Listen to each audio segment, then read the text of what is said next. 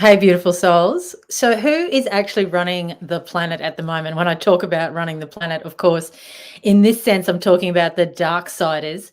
We have the concept that the reptilians have been in command for some time, but the truth is, there was a contract that ended, and the reptilians have mostly left the planet. So, we've got a new crew that's come in. They're called the Mantids. They operate in terms of hive mentality. So where the reptilians definitely were in command and were looshing off us, that was their main feed supply, was the human energetics, in particular the low vibe energetics that they could conjure up within us through, well, all sorts of malevolent interplay, wars, tax, slave kind of operations where we're in the grudge or the drudge or the groundhog day, needing to go to work and be automatons and not really investing in our creativity. Anywhere where we're being shut down, siphoned, impulsed with panic and fear and these kind of mentalities that come through the mass media. Of course, the Hive Mind, the Mantid crew are very similar. They have taken off where the reptilians have left, or they've sort of come in, I guess, similar protocols. But what you would have seen in the last couple of years is that the mantids are very much about getting us digitized, unitized, and having us all look the same, act the same, live in towers. They want those city grids. They really want to draw everyone into the hive. You'll see this with the way the technology works as well. The internet itself, or the AI side of technology, is a hive creation in itself. It acts to plug us back into something that is generating algorithms for us based on data input, based on who that AI, that quantum computer believes that we are. And so it creates this feedback loop, always suggesting to you on that data who you are, what you might need next, what you need to purchase, maybe what your interests are. You start to question what thoughts are actually my own. Now, interestingly, the Matrix movies depict the reptilian brain and how that occurs. So your amygdala here at the back of the head, that's where you'll see in the Matrix when they want to go back into the Matrix, they plug themselves in. Well, they were unplugged initially to move out of the Matrix, and then they plug themselves in through that top area of your spine, right up into the amygdala. So that is generically known as the reptilian brain. It's in science. Like, we're not making this up. So anyone who doesn't believe that reptilians have a stronghold or had a very strong hold on Earth, are really missing all the subtleties and the cues and the codes that are even in science. So the reptilian brain is more about the dog-eat-dog world. It's more about might is right. It's more about the teachings that it's survival of the fittest and all of these kind of paradigms that went through our consciousness. And it does never allow for so-called weakness. It doesn't allow for people that are more creative or are more spiritually based or more at one with nature and harmony, and may not want to be in the do, achieve kind of regimens. Now, we've been sold a bit of a dummy that achieving's the be all and end all. It is if it's a creative pursuit, but if it's just to feed the beast system, then we would be better off meditating all day, laying in the sun, getting codes from the earth. That's a fact. So this change in the collective consciousness is quite fascinating. Whilst there's still the reptilian influence and people are still operating with that ancient encoded reptilian brain, and it's not pretty, but it does serve a purpose. It's part of who we are, and it's part of what we're evolving out of. So we have respect for it in the sense that, okay, that was some pretty low points of dissension that we sunk into there, and we're choosing to ascend, we're choosing to move out of it, to transcend, it may be a better word. But with this influence that's coming in now, this diabolical influence of the mantid or insectoid races, they are armies, they are legions of creatures that have a very military-like approach to what they're doing. And as I said, it's all about hive mind mentality. Now, personally, hive mind mentality scares the shit out of me. And I'll tell you why. It's because you have no originality. You have no concept of who you are as a sovereign being, of what your creative potential actually is, because all of that gets shut down within you. As soon as you're hooked up into AI, it is very insidious trap to get out of. And there's such technology, the dark side use such technology as voice to skull technology. They're amplifying or directing, impulsing into the skull, into your thoughts, what they would like you to hear, know, feel, maybe even influence your health. If you're always on your devices, and a lot of us are, and maybe you can, I use a Tesla plate to sort of counteract some of the frequencies, because a lot of this voice to skull technology is a frequency based. You think of the I don't even want to say it in this video because I've been censored recently. The frequency towers that ping off what's gone in the body for some people. That to me is a little bit Larry, you know. We might need to work double time to ensure that we are purifying the internal self, that we're sitting in meditation, that we're using our breath work, that we're drinking a lot of water, that we're getting the bare feet on the earth, all the natural things of what you need to be doing. If you think what I'm saying sounds too simple, it is. It is too simple. That's the point. It is too simple. But you need to be practicing it. Don't just say, oh, that's simple, I won't practice it. No, practice it. Practice it. Get codes from the sun, very important at the moment, codes from the earth, breath, water, meditation. All of those things are going to help you out big time right now. Other things like yoga or some kind of conscious movement will really support you at this time.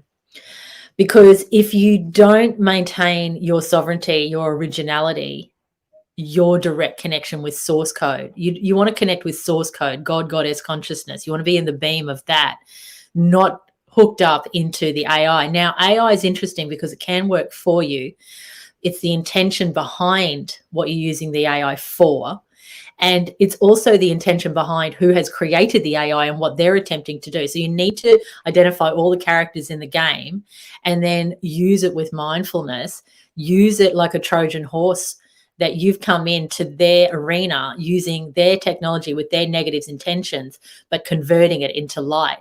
Because they are only ever showing you through technology something that is inherent within you, your own organic technology. So you can, like we stream videos, you can stream consciousness. We talk about, I may be doing a show with someone. Last night I did a show with someone in the UK. So it's like this immediate connection point. At some point, I just do it through telepathy. I don't need the device even. So the technology isn't wrong per se, because it's showing you yourself, what you're capable of. But the reliance on the technology, the belief that the technology is clever and smart no matter what, that'll make your life more convenient. Maybe it will, maybe it won't. It's your discernment to choose in that moment. So be aware of this mantid race that essentially has taken over the contract of who's controlling planet Earth. The real truth, guys, is that the Lightworkers are controlling planet Earth. So I don't want to get into any doomsday conspiracies here. Actually, the truth is the Lightworkers are the ones, particularly when they create through the third eye technology, they continue to visualize new Earth, utopia, paradigms, and these sort of things. Then you're really co-creating as a sovereign being to move us into the 5D consciousness.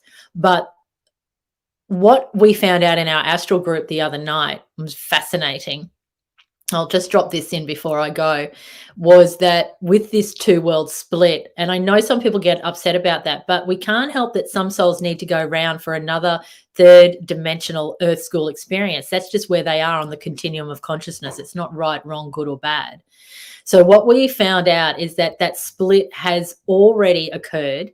We are watching the fallout in real time of people who've chosen to align with the reptilians and with the mantids, with the hive mind mentality. You'll see that play out for some time until we anchor permanently into a new sphere of consciousness, which is Mother Earth upgraded into the fifth dimension.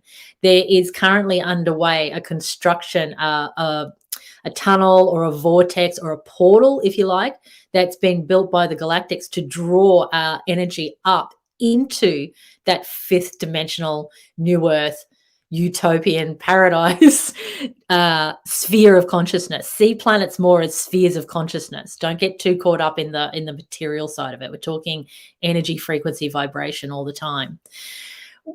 The people who are choosing the other timeline will in fact move into another sphere of consciousness as well. It won't be Earth. The original Earth that we're currently dwelling on will be evaporated, so to speak, by the solar flash predictions. But we will have already upgraded from that place, and it's just going to burn off the dross and the parasitic energy that was Earth.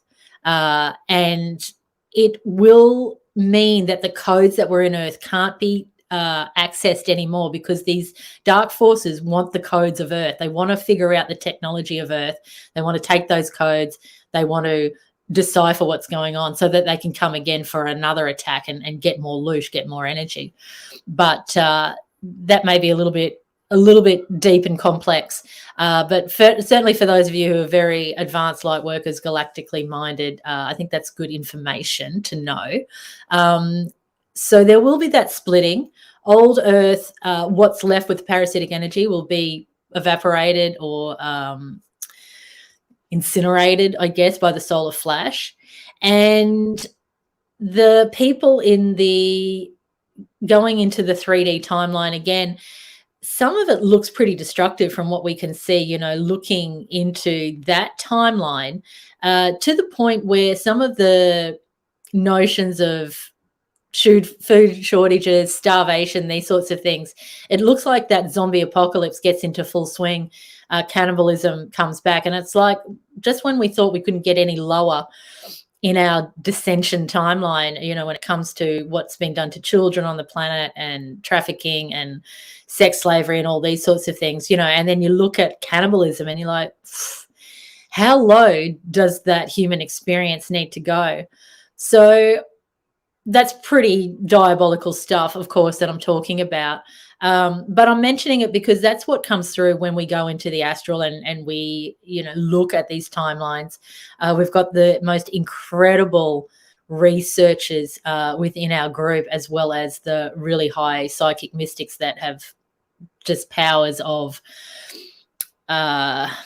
not just vision, but very high supernatural powers to be able to access these worlds and access this information.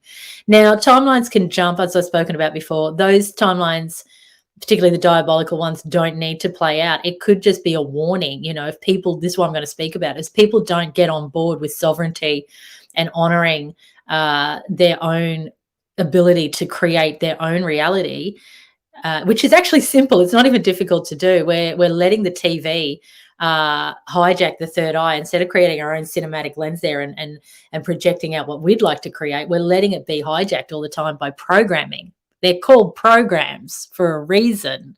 Stop programming yourself. Get over the attachment to have a screen on every single night, unless you're watching me. So be mindful of what is coming into your third eye plenty of times. This is why meditation, people maybe don't explain why meditation is so important. It's because you're creating your own reality. You're the master healer, sovereign. You have technology beyond the beyond, so use it. Use your power to create. Even on my computer here where I'm filming, and I've got a command key. Use the command key, your key codes, to command reality. Just like your computer, again, the technology is showing you yourself. So investigate technology, because you know it, you use it, but then know that you've got that technology and even higher as a creative being here. So yeah, really interesting, the reptilian versus the hive mind. Who really is in control of the planet? The light workers. But on the nefarious side, this mantid insectoid race, that army, that legion, if you get a sense that you're being impulsed by a legion of dark frequencies, there's all these little, I'm going to call them little fuckers, because that's what they are. I can't think of another word. They, you can wipe them out pretty quick in the astral, but when they come like in their thousands, it's like, oh, we've got some jobs to do here. Don't let it scare you, though. You're in command of it. Just by saying, I don't consent, you can say that right now in your lounge room. I do not consent. They'll be shooed away. Sometimes they come a bit harder, and you've got to say, I am love. I am creative being. I do not consent. I am not taking on any of your nefarious impulses in any way, shape, or form. I'm playing the I am creative being, not the small I that they want you to play. So yeah, sending everyone much love, some interesting galactic information there, which will support you in knowing how to navigate what's going on frequency wise and what's going on in the astral, or the 4D, which of course overlays the 3D. We have to work in the energy realm to change the reality here in form. So sending you much love.